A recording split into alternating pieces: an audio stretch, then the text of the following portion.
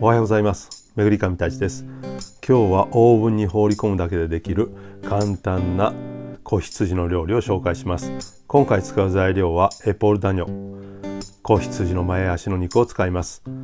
本当に放り込むだけでできますので一緒に作っていきましょう。今回用意する食材はエポールダニョです。この脂が白くて非常に新鮮で美味しそうです。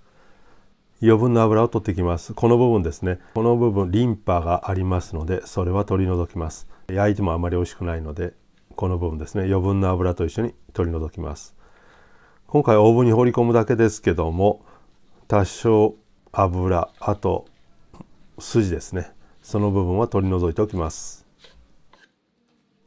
エポールダニョですけども、基本的に、ブレゼですね。煮込み料理に使ったりだとか、ロティをしたとしても、アポワンかロゼで仕上げます。今回は骨付きですけども、完全に骨をデゾッセして、フィッセルですね。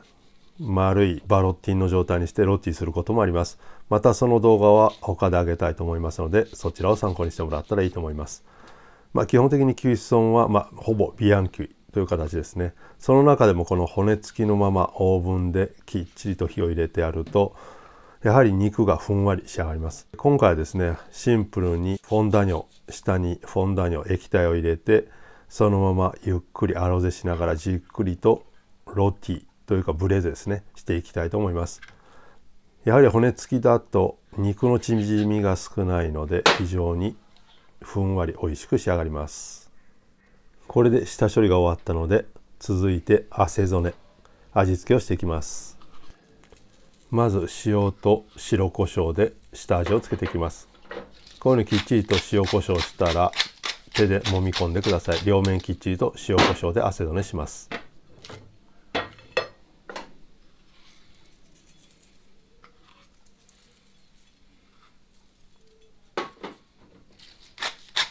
このようにですね、きっちりと全面アセドネしたら、続いて今回はパプリカヒュメですね。パプリカのスモークのかかったパウダーです。これを全体にまぶしていきます。このパプリカヒュメのスパイスですけども、スペインなどでよく使われています。スモークがかかっていて非常に美味しくて料理のアクセントになると思います。続いてクミンパウダーです。夏場にはよく合うスパイスの一つなので使ってみてください。これも全体的に振りかけて揉み込んでいきます。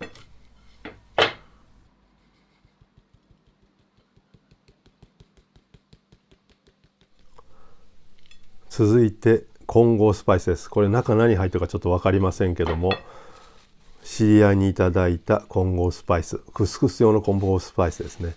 多分クルキュマだとかコリアンダーとかが入っていると思います。全体的によく揉み込んでいきます。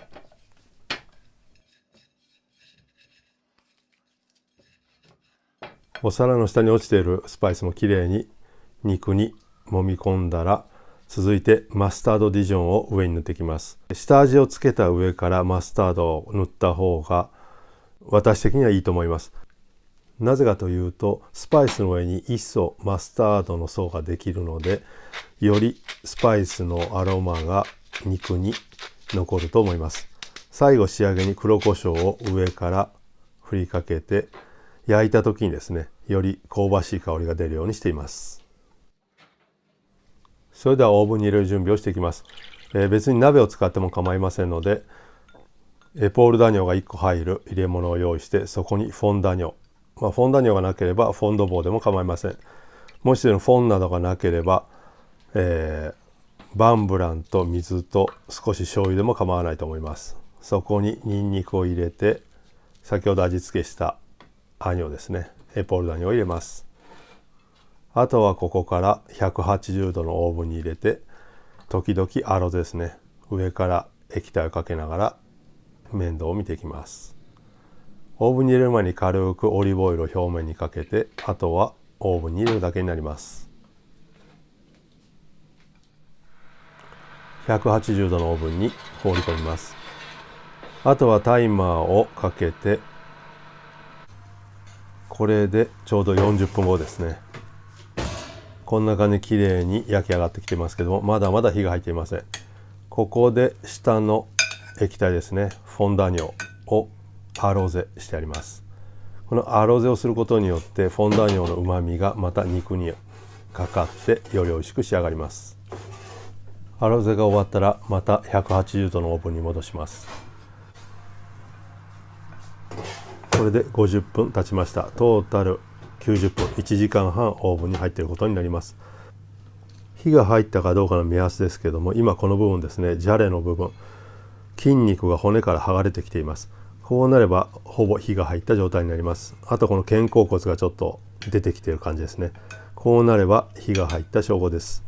最後もう一度液体をかけてですね、うまみを添加して美味しく仕上げていきます。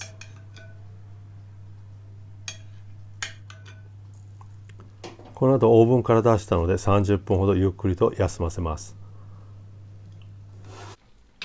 それでは盛り付けていきたいと思います。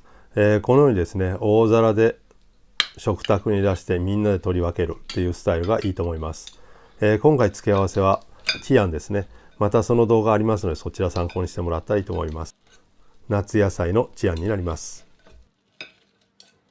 完全に火が入っていますのでスプーンとフォークできれいに取り分けれるはずです。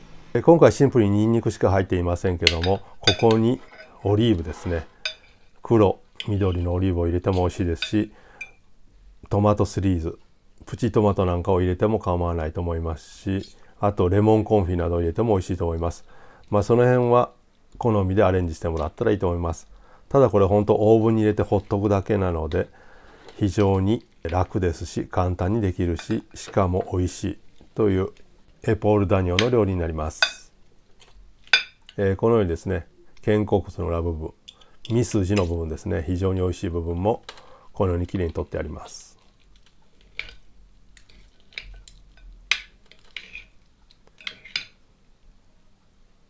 ソースの方はですね、下のクイソンそのままかけます。味を見ましたけどもちょうどいい感じに塩もついてますし、あえて濃度をつけずにシャバシャバのままで美味しく食べれますのでこのままにしています。あとニンニクのコンフィも一緒に入れて、今回のエポールダニョのブレゼの出来上がりです。最後ね、ちょっとだけフルドゥセルを上からかけてやって完成になります。